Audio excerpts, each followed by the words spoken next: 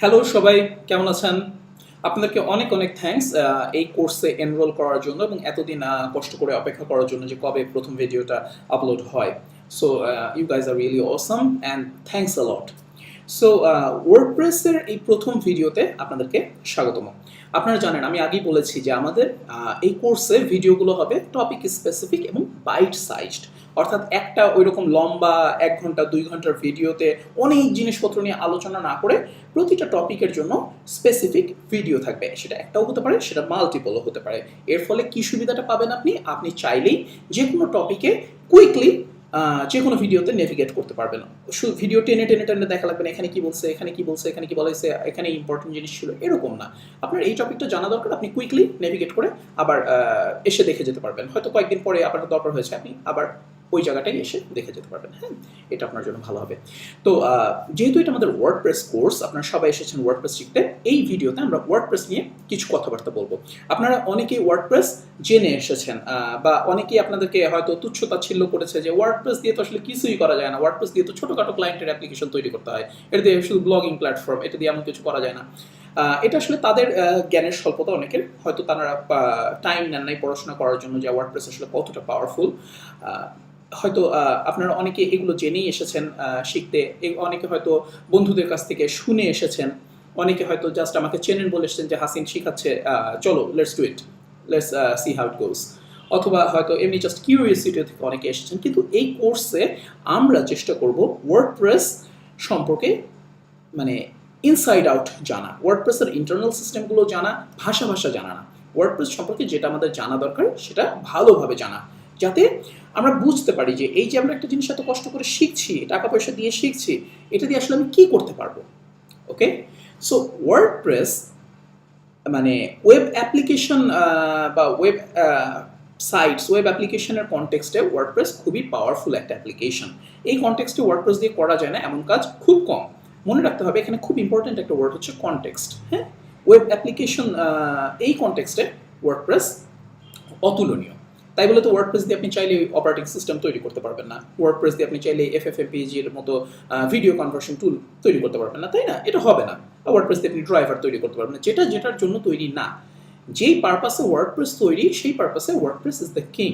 WordPress এখন website মানে ওয়ার্ল্ডের 30% ওয়েবসাইট কাভার করে। হ্যাঁ, তারপর ই কমার্স যত প্ল্যাটফর্মস আছে সেগুলোর শুধু 52% কাভার করে অনলি কমার্সই, আরও বাকি তো আছেই। এবং অনেক অ্যাপ্লিকেশনসের ব্যাক এন্ডে ওয়ার্ডপ্রেস একদম ইনভিজিবল একটা ফ্রেমওয়ার্ক হিসেবে রান করছে, এমনভাবে ব্র্যান্ডিং করা যে আপনি হয়তো বুঝতেই পারবেন না এটা ওয়ার্ডপ্রেসে তৈরি করা। একটা ওয়েব মানে ওয়ার্ডপ্রেস দিয়ে করা যায় না ওয়েব অ্যাপ্লিকেশনের ক্ষেত্রে খুব কম কাজ আছে। এটা আপনারা একদম প্রাউডলি বলবেন যে না, ওয়ার্ডপ্রেস খুবই স্ট্রং একটা প্ল্যাটফর্ম, এবং আমি সেটা জেনে বুঝে বলছি। আপনারা সেভাবেই বলবেন যে আমি সেটা জেনে বুঝে বলছি, কারণ আমি জানি। সো ওয়ার্ডপ্রেস দিয়ে আপনারা বেসিক্যালি কী করতে পারবেন? আপনারা ওয়ার্ডপ্রেস দিয়ে আচ্ছা, তার আগে একটু বলে নিই ওয়ার্ডপ্রেসটা তৈরি হয়েছে কীভাবে। ওয়ার্ডপ্রেস বেসিক্যালি তৈরি হয়েছিল অনেক আগে ব্লগিং প্ল্যাটফর্ম হিসেবে, শুধু ব্লগ, যাতে ইউজাররা সহজে ব্লগ লিখতে পারে। এটা তৈরি করেছিল অটোমেটিক নামে একটা কোম্পানি, যার পেছনে আছে ম্যাট মুলানওয়েগ নামে একজন চমৎকার একটা মানুষ।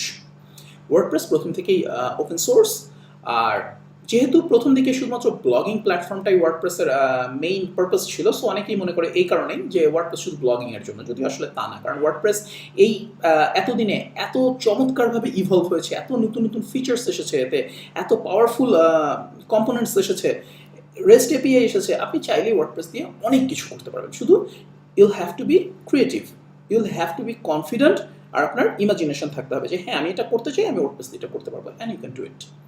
সো যদি একটু মানে হালকাভাবে বলা যায়, ওয়ার্ডপ্রেস দিয়ে আপনি রিয়েল এস্টেট ওয়েবসাইট তৈরি করতে পারবেন, property search, property holdings listing এ ধরনের।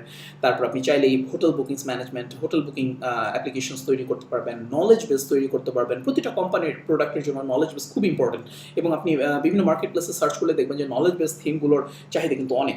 সো ওয়ার্ডপ্রেস দিয়ে আপনি খুব সহজেই চাইলে নলেজ বেস তৈরি করতে পারবেন। আপনি লার্নিং ম্যানেজমেন্ট সিস্টেম তৈরি করতে পারবেন, স্কুল কলেজ জন্য বিভিন্ন ধরনের সিস্টেম তৈরি করতে পারবেন, অ্যাকাউন্টস সিস্টেম তৈরি করতে পারবেন। পারবেন না মানে পারবেন না লিস্টটা খুব কম। তারপর আপনি ডিরেক্টরি লিস্টিং তৈরি করতে পারবেন। এই যে উইডেভস এখানে আছে আমাদের লোকালি খুব বড় একটা কোম্পানি যারা ওয়ার্ডপ্রেস নিয়ে কাজ করে, তারা এমনকি একটা ইআরপি পর্যন্ত বানিয়ে ফেলেছে, সিআরএম পর্যন্ত বানিয়ে ফেলেছে ওয়ার্ডপ্রেস দিয়ে।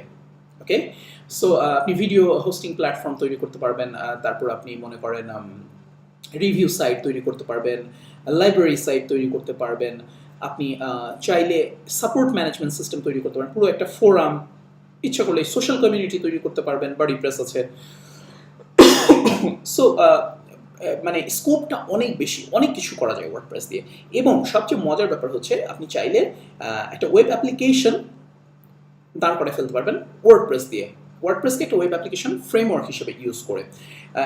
আমাদের অনেকেই মনে হবে যে ওয়ার্ডপ্রেস মানে পিএইচপির জন্য ফ্রেমওয়ার্ক বলতে আমরা শুধু লারাভেল, কোডিগনাইটার, তারপর এই কেক পিএইচপি, সিম্ফনি এগুলোই তো বুঝি। আপনি চাইলেই ওয়ার্ডপ্রেসকেও একটা ফ্রেমওয়ার্ক হিসেবে ইউজ করতে পারবেন, কারণ একটা ফ্রেমওয়ার্কের একটা যা দরকার ওয়েব অ্যাপ্লিকেশন ফ্রেমওয়ার্কের তার সবগুলো কম্পোনেন্টসই ওয়ার্ডপ্রেসের মধ্যে আছে।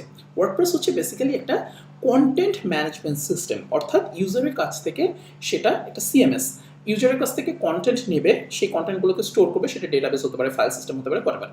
সো কোন একটা জায়গায় স্টোর করবে, সেগুলো ইউজারকে মডিফাই করতে দেবে এবং সবশেষে সেগুলো ডিসপ্লে করবে। ওয়ার্ল্ডের যে কোনো সিএমএস-এরই মেইন পারপাস হচ্ছে এটা, কন্টেন্ট প্রসেস করা।